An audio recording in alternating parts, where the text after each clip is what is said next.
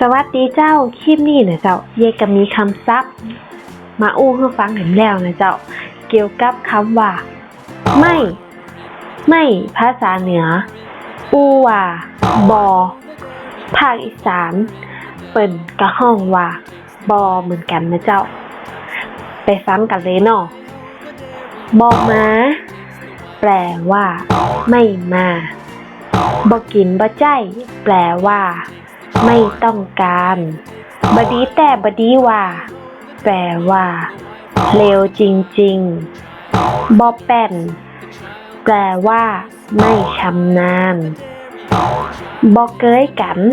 แปลว่าไม่สนิทกันบหยุดบ่ยั่งแปลว่าไม่หยุดไม่หย่อนบดอกบดายแปลว่า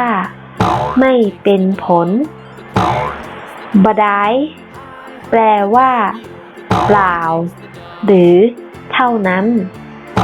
บดีบดักแปลว่าไม่เหมาะสมก็ลองเอาไปฝึกอูฝึกใจพอนะเจ้าแล้วป้ากันแหม2 EP นะเจ้าจะแยกเนาะเพราะว่ามันจะยาวไปถ้าใครชอบกำเมืองภาษาเหนือ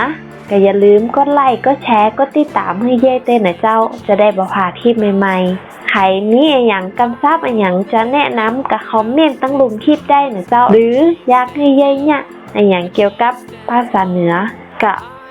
คอมเมนต์ได้เหมือนกันนะเจ้าแล้วป้ากันไหมเจ้าบ๊ายบาย